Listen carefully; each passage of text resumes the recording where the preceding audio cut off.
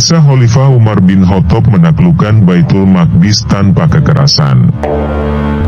Pada tahun 15 Hijriah, di bawah kepemimpinan Khalifah Umar bin Khattab radhiyallahu anhu, kekhalifahan Islam mulai memperluas pengaruhnya ke wilayah Syam.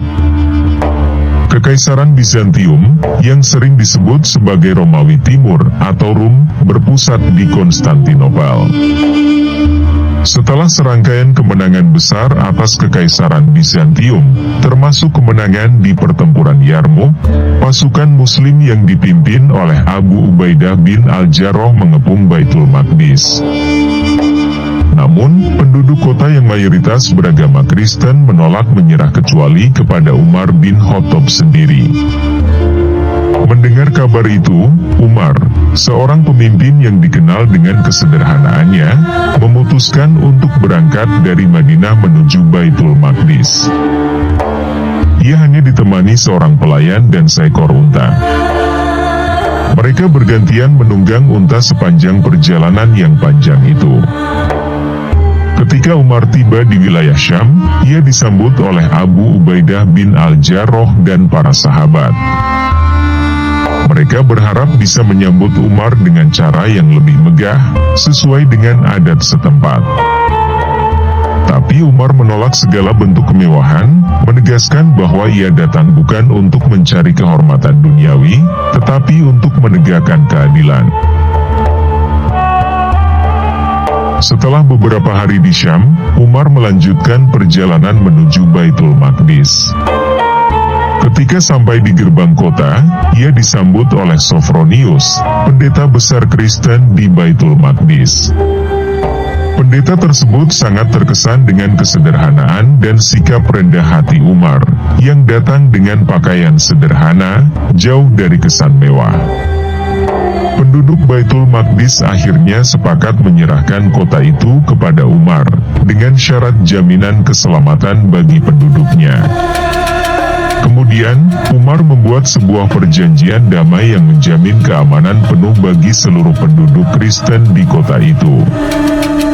Mereka diberi kebebasan untuk melaksanakan ibadah mereka, dan gereja-gereja mereka tidak akan dirusak atau diubah menjadi masjid. Perjanjian ini menciptakan suasana damai di Baitul Maqdis, di bawah pemerintahan Islam. Salah satu momen paling berkesan terjadi ketika Umar ditawari untuk sholat di dalam gereja makam suci, salah satu situs paling suci bagi umat Kristen. Namun, Umar dengan tegas menolak, meskipun menghargai undangan itu. Ia khawatir, jika ia sholat di sana, umat Muslim di masa depan mungkin akan mengklaim gereja itu sebagai masjid. Umar kemudian sholat di luar gereja, di sebuah tempat yang kemudian dibangun menjadi Masjid Umar. Selain itu, Umar juga memberikan izin kepada orang Yahudi, yang sebelumnya dilarang tinggal di Baitul Maqdis oleh kekuasaan Bizantium, untuk kembali tinggal di kota itu dan melaksanakan ibadah mereka. Setelah penaklukan Baitul Maqdis, pasukan Romawi tidak menyerah begitu saja. Pada tahun 17 Hijriah, tentara Romawi berhasil mengepung pasukan Muslim di kota Homs. Namun, dengan iman yang kuat dan strategi yang cermat, pasukan Muslim berhasil mematahkan pengepungan dan memukul mundur tentara Romawi. Ini semakin memperkuat posisi kaum Muslim di wilayah Syam. Setelah itu, perhatian pasukan Muslim beralih ke kawasan Jazirah Eufrat, yang terletak di antara Sungai Tigris dan Eufrat. Wilayah ini sangat strategis karena kaya akan sumber daya alam dan memiliki posisi yang penting bagi perdagangan dan pertahanan. Dengan cepat, wilayah tersebut jatuh ke tangan pasukan Muslim.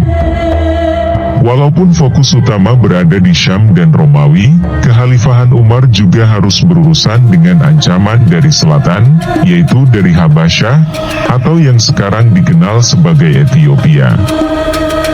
Meskipun pertempuran dengan Habasyah tidak sebesar perang dengan Romawi, pasukan Muslim tetap waspada dan menjaga perbatasan selatan dengan ketat. Di sisi lain, Muawiyah bin Abu Sufyan, yang diangkat menjadi gubernur Syam oleh Umar, memimpin berbagai ekspedisi militer untuk memperkuat kendali di wilayah-wilayah yang masih setia kepada Romawi. Salah satu pertempuran penting yang ia pimpin adalah melawan kelompok-kelompok garis keras yang sangat loyal kepada Bizantium. Muawiyah berhasil mengalahkan mereka dan memperkokoh posisinya di Syam. Penaklukan Baitul Maqdis adalah peristiwa bersejarah yang sangat penting. Selain berhasil merebut kota suci tersebut, Umar bin Khattab juga dikenal dengan kebijakan adil dan toleransinya terhadap penduduk Kristen dan Yahudi. Ini bukan sekadar kemenangan militer, melainkan contoh nyata dari bagaimana Islam mengajarkan penghormatan terhadap perbedaan agama dan menegakkan keadilan bagi seluruh manusia. Di bawah pemerintahan Umar, Baitul Maqdis menjadi simbol perdamaian dan kerukunan umat beragama.